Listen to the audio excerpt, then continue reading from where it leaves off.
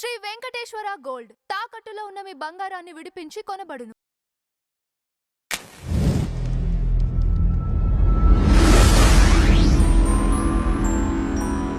Madam నమస్తే. నమస్తే అండి. మేడం, చీమలు కుడుతున్నాయని ఒక ఆవిడ ఆత్మహత్య చేసుకొని చనిపోవటం సంచలనం రేపుతోంది. అసలు ఇలా కూడా ఉంటారా? అంటే ఇదేమన్నా మానసిక సమస్య? దీనికి సంబంధించి డీటెయిల్స్ ఏంటి మేడం? అంటే మనిషికి కొన్ని ఫోబియాస్ ఉంటాయి కదండి. ఓకే. అసలు ఫోబియాలంటే మీరు నమ్మలేరు. బల్లిని చూస్తే భయం కదా! బల్లి అక్కడెక్కడో ఉంటే ఇక్కడ ఏడ్చేసి, రాగాలు పెట్టేసి మా ఇంట్లో కూడా ఉన్నారు. అయితే బొద్దింకని చూస్తే ఎగిరెగిరి పడిపోయి అరిచేసి, కేకలు పెట్టేసి, దాన్ని మనం అక్కడి నుంచి చంపేయాలి, దాన్ని తీసుకెళ్ళి ఎక్కడో పడేయాలి. బల్లిని తరివేయాలి. మీకు తెలుసు ఇవన్నీ. మీరు కూడా అనుభవించి ఉండొచ్చు. అంటే చూసి ఉండొచ్చు. ఇవన్నీ మనకు తెలుసు. తర్వాత నీళ్ల ఫోబియా ఉంటుంది. నీళ్లలో దిగరు కొంతమంది, భయపడతారు. వాటర్ ఫోబియా అది. అలా రకరకాల ఫోబియాలు ఉంటాయి. నాకు హైట్ ఫోబియా ఉంది. హైట్ అంటే ఇట్లా అప్స్ వస్తాయి కదా, అప్స్ వచ్చినప్పుడు నేను కళ్ళు మూసేసుకుంటా. ఇప్పుడు తగ్గింది, ఇప్పుడు చాలా బెటర్ అయ్యా. నాకు నేనే కంట్రోల్ చేసుకోవడానికి ప్రయత్నం. చిన్నప్పటి నుంచి ఉంది అది నాకు. ఓకే. ఇప్పుడు కూడా ఒక్కొక్కసారి తెలియకుండా కడుపులో ఒకలా అయిపోతుంది. ఇట్లా అది ఇప్పటికీ ఉంది.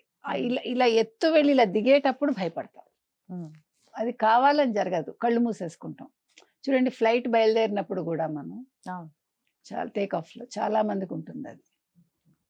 అంటే ఒక్కొక్క మనిషికి ఒక్కొక్క రకం. ఈ మనీషా అన్న ఆవిడకి అమీన్పూర్లో ఉంటారు ఈవిడ. మంచిర్యాల నుంచి వీళ్ళు 2 ఏళ్ళు ఆయన సిటీకి వచ్చి, వీళ్ళకి అనిక అనే ఒక పాప, 3 ఏళ్ల పాప. శ్రీకాంత్ ఆయన పేరు, వాళ్ళ భర్త పేరు. అయితే అమీన్పూర్లో ఉన్నప్పుడు అక్కడ చీమలు ఎక్కువ ఉన్నాయట. అతను మామూలుగా ఆఫీస్కి వెళ్ళిపోయారు. సాయంకాలం వచ్చేసరికి తలుపు ఎంతకి తీయకపోతే తలుపు బద్దలు కొట్టి చూస్తే ఈవిడ ఉరేసుకుని చచ్చిపోయి ఉన్నారు. ఆవిడ లేఖ రాసి పెట్టారు, నాకు చీమలంటే భయం, ఈ చీమలతో నేను భరించలేకపోతున్నాను. అంటే ఫోబియా అనేది ఎలా ఉంటుంది అని. కొంతమంది చూడండి వెలుతురు చూడలేరు, కొంతమందికి మనుషులు భరించలేరు. నేను నా చిన్నప్పుడు ఒక అమ్మాయిని చూసా, నేను ఇంటర్లో ఉండగా వేరే రాష్ట్రంలో. ఆ అమ్మాయి వచ్చి ఎవరితో కలిసేది కాదు, పలకరించేది కాదు, అలా ముడుచుకుపోయి గదిలో ఉండేది. పిల్ల చక్కగా ఉండేది, తెల్లగా ఉండి, ఇంత పెద్ద జడ అది. ఒకసారి నేను వెళ్ళినప్పుడు ఆ ఆంటీ కూడా అన్నారు, అమ్మ ఒకసారి ట్రై చేయి మాట్లాడంటే చేసా కానీ అమ్మాయి మాట్లాడాల. అలా అంటే ఒక్కొక్కరికి ఒక్కొక్క సమస్య. వాటికి కొన్ని సందర్భాల్లో మనకి దొరుకుతాయి, ఏమంటారు, పరిష్కారాలు కొన్నిసార్లు దొరకవు. ఈ మధ్యకాలంలో అమెరికాలో మొన్న మా కజిన్ వచ్చింది అమెరికా నుంచి. తను చెప్తోంది, పిల్లలకి మనం ఇది చెయ్యి చెయ్యకు అని చెప్పకూడదుట. గత ఏడాది కాలంగా 6 సూసైడ్ చేసుకున్నారట పిల్లలు, 19-20 ఏళ్ల పిల్లలు. Can you believe? ఓకే. మొన్న ఒక పిల్లాడు చచ్చిపోయాట, చిన్న పిల్లాడే, వేరే కంట్రీ అతను. వాళ్ళ అమ్మగారు ఎవరితోటి బయటికి ఇప్పుడు వెళ్ళకు అన్నట్టు, అంతే. ఆ పిల్లాడు సూసైడ్ చేసుకున్నాడు. ఇంకొక అమ్మాయి ఎందుకు సూసైడ్ చేసుకుందో తెలియదు. ఇప్పుడు మా కజిన్ కూతురు, తను సైకలాజికల్గా అప్సెట్ అయిపోయి ఆ పిల్లని మర్చిపోలేక డిప్రెషన్లోకి వెళ్ళిపోతుంది.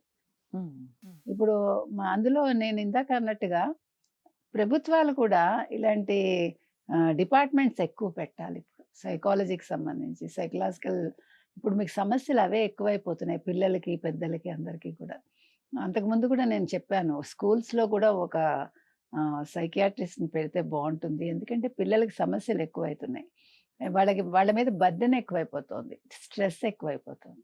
అదేవిధంగా చెప్పుకోలేని సమస్యలు ఉన్నప్పుడు కొన్ని సెంటర్స్ ఉంటే ప్రభుత్వమే రన్ చేయాలి, ఫ్రీగా ఉచితంగా రన్ చేస్తే బాగుంటుంది. ఇప్పుడు మీకు ఆంధ్రప్రదేశ్లో మొత్తం విద్యాశాఖ కొత్త కొత్త నిర్ణయాలు తీసుకుంటుంది. వాళ్ళు కూడా దీని మీద దృష్టి పెట్టాలి. పాఠశాలంతా కూడా వాళ్ళు మార్పులు చేర్పులు చేస్తున్నారు. అందులో ఇది చాలా ముఖ్యమైన అంశం ఇది. ఎందుకంటే పిల్లలు ఎప్పుడైతే ర్యాంకులు, హయ్యర్ స్టడీసు, ఫారిన్కి వెళ్ళి చదువుకోవటాలు ఇవన్నీ వచ్చాయో ఒత్తిడి ఎక్కువైపోతుంది. ముందు ముఖ్యంగా ర్యాంక్స్ అండి. అలాగే ఆడవాళ్ళకు కూడా రకరకాల ఫోబియాలు. అంటే ఇప్పుడు చీమల ఫోబియా అని అంటున్నాం కానీ కొంతమందికి పెళ్ళంటే ఫోబియా ఉంటుంది, కొంతమందికి మగవాళ్ళని చూస్తే భయం ఉంటుంది. నేను అలాంటి వాళ్ళని కూడా చూశాను. అలా రకరకాలు మనకు తెలియదు ఎందుకు వస్తాయి అనే దానికి మనకి ఆన్సర్ ఉండదు, కానీ వాటిని మాన్పించడానికి అవకాశాలు ఉంటాయి కొంచెం మనం డాక్టర్స్ దగ్గరికి వెళ్తే. సో ఎనీవే పాపం ఆ అమ్మాయి 2 కోరికలు కోరింది ఆవిడ. ఒకటి తిరుపతి హుండీలో 1116 వేయమని లేఖలో రాశారు. రెండోది ఒడి బియ్యం వేయమని అడిగింది ఆవిడ. పాపని బాగా చూసుకోమని కోరారు ఆవిడ. సో మనం ఏం చేయలేము. మనీషా గారి ఆత్మకి శాంతి చేకూరాలని కోరుకుందాం. కానీ ఏదైనా సమస్యలుంటే ఎవరైనా సరే కుటుంబ సభ్యులతో చర్చిస్తే బావుంటుంది. ముందుగా భర్తతోటి. లేదు ఇంట్లో ఉండే అత్తామామలతోటో లేతే అమ్మా నాన్నగారులతోటో చేసి ఇలాంటి వాటి నుంచి బయటపడొచ్చు. చచ్చిపోకలే చావు పరిష్కారం కాదు అది మనం చెప్పేది. Right madam. Thank thank you.